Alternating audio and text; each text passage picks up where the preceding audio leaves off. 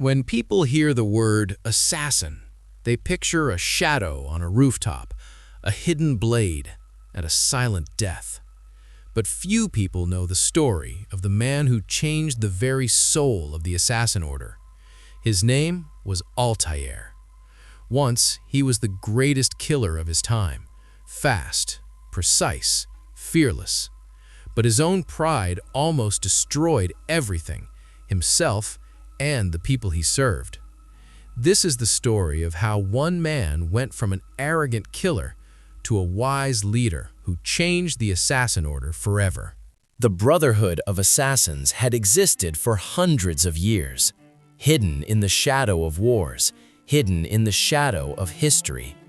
They had no army, no banner, only 3 rules. First, do not kill the innocent. Second, do not draw unnecessary attention. Third, never compromise the Brotherhood. These rules were not just words, they were the foundation of everything the Order believed in. At its head stood Al-Mualim, a wise mentor, respected by all. He saw something unique in every student. And in Altair, he saw exceptional talent. But he also saw something else: pride. Altair was not just a good assassin, he was the best.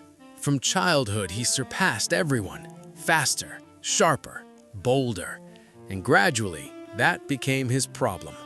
He began to believe that rules were made for others, that exceptions were made for him, that his talent gave him the right to act however he wished. Al-Mualim warned him many times, but Altair never listened, not until it was too late. 1191. The Holy Land is consumed by the Third Crusade. Crusaders and Saracens slaughter each other in the name of God. Into this chaos, the Order sends Altair and 2 brothers on a mission of the highest importance. Hidden inside Solomon's temple lies an ancient artifact, an object of incredible, unknowable power. It could not fall into the wrong hands. The task was simple: infiltrate quietly, retrieve the artifact, leave undetected. But Altair did something else entirely. He attacked head-on, openly, loudly, breaking all 3 rules at once. Guards sounded the alarm.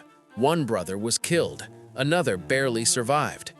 The artifact was seized by a Templar named Robert de Sable. Mission failed, the Brotherhood endangered, and Altair walked back to the fortress, not yet knowing that his life had just changed forever. When Altair returned, Al-Mualim was waiting, not with anger, not with shouting, with a silence that was worse than any words. Before the entire Order, the mentor passed his judgment. Altair had broken all 3 tenets. He had endangered his brothers.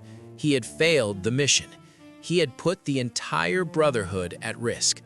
For this, there was one punishment: Death. But Al-Mualim did not kill him.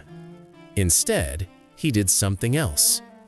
He stripped Altair of everything: his rank, his weapons, his respect. From master assassin back to a novice, from the best to nothing. For a man who had always been first, this was worse than death. But Al-Mualim gave him one chance. If Altair wanted to reclaim his place, he would have to earn it. 9 targets. 9 powerful men threatening peace across the Holy Land. Templars, slave traders, traitors. Find each one, track them, eliminate them. Altair set out for 3 cities. Jerusalem, sacred and crowded, where every alley remembers blood. Acre, a port city seized by crusaders, smelling of salt and iron. Damascus, an eastern maze of bazaars, whispers, and conspiracy.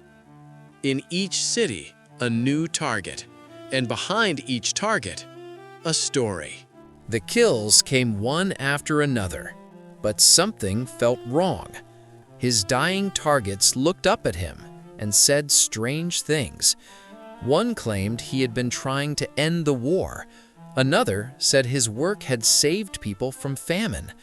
A third said the assassin order itself had become someone else's tool. At first, Altair didn't believe them, just the words of desperate men clutching at life. But the more targets he eliminated, the harder it became to ignore. The world was not black and white. Those called villains sometimes acted from genuine conviction, and those trusted most sometimes hid the deepest truth. Altair began to ask questions, and questions are dangerous. Slowly, Altair changed. He became slower to make decisions. He started listening before acting. He began to notice the people around him, not just his targets. For the first time in his life, he understood the difference between following an order and doing what is right. And for the first time in his life, he asked himself, who does the assassin order truly serve? Who is really pulling the strings behind all of this? And what is Al-Mualim hiding? When the last target fell, Altair returned home to the fortress of Masyaf. He expected recognition, the restoration of his rank, words from his mentor, "You have proven yourself." But instead, he saw something else. The people of Masyaf stood completely still, like puppets, like their minds had been switched off. And at the center, Al-Mualim, holding the artifact. The very artifact Altair had failed to retrieve. Al-Mualim had obtained it himself, and now he was using its power, the ability to bend the minds of others, to impose his own order upon the world. Forced peace, a world without free will. All 9 targets Altair had eliminated were people who had stood in Al-Mualim's way. Altair had been his weapon all along. This was betrayal, the worst kind, from the man he had trusted his entire life. Altair's assassin brothers came at him, slaves to the artifact. Every step forward cost him everything. But Altair did not stop. He fought through to his mentor. Al-Mualim did not fight with brute force. He used illusions, creating copies of himself that attacked from every direction. He told Altair that people do not deserve freedom, that left to themselves, they will only destroy each other, that true peace is only possible through control. But Altair was no longer that overconfident killer. He had walked too long a road, seen too much, thought too deeply, and he had a different answer. A world without freedom is not peace, it is a prison. After a brutal battle, Al-Mualim fell. The artifact was in Altair's hands, and then something unexpected happened. The artifact activated. Across its surface, a map of the world appeared, covered in glowing points of light. Other artifacts, other secrets, hidden across the entire world. Altair stared at the map in silence and understood one thing. What he thought was an ending was only a beginning. Altair became the new leader of the Assassin Brotherhood, but he had no desire to preserve what came before. He rewrote the rules. He removed blind obedience.